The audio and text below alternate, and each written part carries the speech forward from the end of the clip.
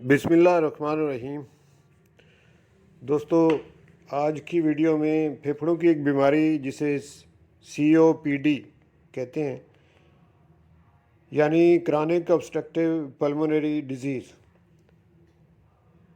اس پہ بات کریں گے اور اس ویڈیو میں یہ دیکھیں گے کہ یہ بیماری کیوں پیدا ہوتی ہے، اس کی وجوہات کیا ہیں، اور ساتھ میں آپ کو یہ بھی بتاؤں گا کہ کیا اس بیماری کا ہومیوپیتھک طریقہ علاج میں علاج ممکن ہے، کیونکہ ایلوپیتھک طریقہ علاج میں تو اس بیماری کو لا علاج کہا جاتا ہے۔ تو آئیے دیکھتے ہیں کہ یہ جو بیماری ہے جس کو COPD کہتے ہیں، یعنی کرونک obstructive pulmonary ڈیزیز، اس کی وجوہات کیا ہوتی ہیں۔ تو دو بڑی وجوہات ہیں اس کی، یعنی دو بڑی بیماریاں ایک دم کسی پیشنٹ کے اندر دونوں بیماریاں اکٹھی جمع ہو جائیں تو پھر اس کنڈیشن کو COPD کہتے ہیں، جس میں ایک کنڈیشن یہ ہے کہ کرونک برونکائٹس۔ کرونک برونکائٹس کیا ہوتی ہے؟ جو ہمارے پھیپھڑے ہیں ان کے اندر جو نالیاں ہوتی ہیں ہوا کی، جنہیں ایئر ویز بھی کہتے ہیں، جنہیں میڈیکل زبان میں برونکیول کہتے ہیں، جب ان کے اندر انفلیمیشن ہو جائے اور انفلیمیشن کی وجہ سے پھر ان نالیوں کے اندر جو میوکس ہے اس کی تعداد بڑھ جاتی ہے، کیونکہ برونکیول جو ہیں ان کے اندر جو میوکس لیئر ہے وہ زیادہ میوکس سکریٹ کرنا شروع کر دیتی ہے انفلیمیشن کی صورت میں۔ اب ایک بات تو یہ ہوگی کہ ان کے اندر انفلیمیشن کی وجہ سے میوکس کی مقدار بڑھ گئی۔ دوسرا مسئلہ اس میں یہ ہوتا ہے کہ جب میوکس کی مقدار اس میں بڑھ گئی، انفلیمیشن ہوگی، تو ساتھ میں انہی نالیوں کے اندر سیلیا ہوتے ہیں جو کہ ہیئر لائک سٹرکچر ہوتے ہیں، جیسے ہمارے بال ہوتے ہیں اس طرح کے سٹرکچر ہے جنہیں کہ سیلیا کہا جاتا ہے، اور ان کا کام یہ ہوتا ہے کہ وہ جو میوکس ان کے اندر جمع ہو گئی ہے اس کو وہ باہر نکالتے ہیں۔ تو لیکن ایسی کنڈیشن میں جب کرونک انفلیمیشن ہوتی ہے اور کرونک برونکائٹس ہو جاتی ہے تو اس میں سیلیا جو ہیں وہ ڈیمیج ہونا شروع ہو جاتے ہیں، یعنی جب وہ ڈیمیج ہوئے تو انہوں نے پھر جو اپنا کام ہے ان کا کہ میوکس کو باہر نکالنا، وہ کام ان کا جو ہے وہ ڈیمیج ہو گیا۔ اس طرح میوکس اندر جمع رہتی ہے، وہ جب اندر جمع رہتی ہے تو پھر ہوا کے رستے میں رکاوٹ بن جاتی ہے، اس طرح ہوا پھیپھڑوں کے اندر داخل بھی کم ہوتی ہے اور اسی طرح سے خارج ہونے میں بھی دقت ہوتی ہے۔ تو یہ کنڈیشن جو ہے، اس کنڈیشن کو کہتے ہیں کرونک برونکائٹس۔ ایک تو یہ کنڈیشن ہوگی، اور اس کے علاوہ ایک دوسری کنڈیشن ہے۔ دوسری کنڈیشن جو ہے اس کو کہتے ہیں ایمفیسیما، اور یہ دیکھتے ہیں اب کہ ایمفیسیما جو ہے وہ کیا ہے، اس کی کیا علامات ہیں یا وہ کیا بیماری ہے۔ اس کے بارے میں جب آپ کو ابھی بتا لیتا ہوں تو پھر آپ یہ دیکھ لینا کہ یہ دونوں کنڈیشن جب کسی ایک مریض میں جمع ہوتی ہیں تو پھر ہم اس کو COPD کہتے ہیں۔ تو پہلے دیکھتے ہیں کہ ایمفیسیما کیا ہوتا ہے۔ جو میں نے آپ کو بتایا کہ جو ایئر ویز ہیں، یعنی ہوا کی جو نالیاں ہیں، ان کو برونکیول کہتے ہیں۔ انہی نالیوں کے جو آخری سرے ہوتے ہیں وہاں پہ جو غبارے کی طرح کی ساخت ہوتی ہے اس کو ایلویولائی کہا جاتا ہے۔ تو ہمارے دونوں پھیپھڑوں کے اندر ایلویولائی کی کافی تعداد ہوتی ہے، یعنی غبارے کی طرح کی ایک سٹرکچر ہوتا ہے۔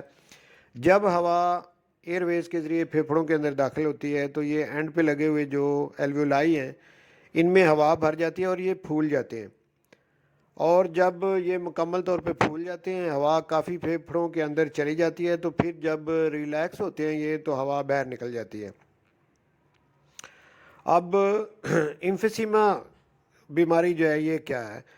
یہ بیماری اس طرح سے ہے کہ جب ایلویولائی کے یہ جو اس کی فنکشن ہے یہ خراب ہو جاتا ہے، یعنی اس کے اندر الاسٹیسٹی جو ہے وہ ختم ہو جاتی ہے۔ ایلویولائی کے جو سیلز ہیں ان کی الاسٹیسٹی ختم ہو جاتی ہے، جس کی وجہ سے وہ نہ تو بہت زیادہ ہوا اپنے اندر داخل کر پاتے ہیں اور نہ ہی وہ پوری طرح سے ریلیکس کر پاتے ہیں، جس کی وجہ سے پوری طرح سے پھیپھڑوں کے اندر سے ہوا باہر خارج بھی نہیں ہوتی۔ تو اس کنڈیشن کو ایمفیسیما کہتے ہیں۔ اب یہ دونوں کنڈیشن، ایمفیسیما اور کرونک برونکائٹس، کسی ایک مریض کے اندر یہ دونوں کنڈیشن اکٹھی ہوں تو اس کو COPD کہتے ہیں، یعنی کرونک obstructive pulmonary ڈیزیز. یہ بیماری جس کی اب آپ کو پوری طرح سے سمجھ آ چکی ہوگی، یہ بیماری عموماً 40 سال کی عمر سے جو بڑے لوگ ہیں ان میں پائی جاتی ہے، اور اس کی جو سب سے بڑی وجہ ہے وہ سگریٹ نوشی ہے. یعنی اس کی جو اسباب ہیں اس میں سگریٹ نوشی کو 90% اس کا سبب مانا جاتا ہے. بقایا جو 10% ہیں اس کے اندر کچھ اور دیگر وجوہات بھی ہیں، جن میں ایسی انوائرمنٹ میں رہائش رکھنا جس کے اندر دھوئیں دار فیکٹریاں زیادہ ہوں جس ایریا میں، اور یعنی جیسے اینٹوں والا بھٹا ہے اس طرح کا کوئی علاقہ، یا اور فیکٹریاں جو دھواں زیادہ چھوڑتی ہوں، دھوئیں کے ایسے ماحول کے اندر رہنا، وہاں پہ رہائش رکھنا. ایک وجہ اس کی یہ بھی ہو سکتی ہے، یعنی جہاں پہ پولوشن زیادہ پائی جاتی ہے وہاں پہ بھی یہ مسئلہ ہو سکتا ہے. اور اسی طرح کی ایک اور وجہ بھی ہے کہ اگر کچھ لوگوں میں یہ جینیٹیکلی ہو تو وہ تھوڑے لوگ، یعنی وہ بھی ہیں جن کے اندر یہ بیماری جینیٹیکلی ہوتی ہے، جس میں کہ alpha-1 اینٹی ٹرپسن جو ہے اس کی ڈیفیشنسی ہوتی ہے، لیکن یہ کم لوگوں میں. تو 90% اس کی وجہ جو ہے وہ سگریٹ نوشی ہے. اب آپ کو اس بیماری کی سمجھ آ گئی ہوگی. اب آخر میں یہ دیکھتے ہیں کہ ایلوپیتھی کا کہنا تو اس سلسلے میں یہ ہے کہ اس بیماری کا کوئی علاج نہیں ہے.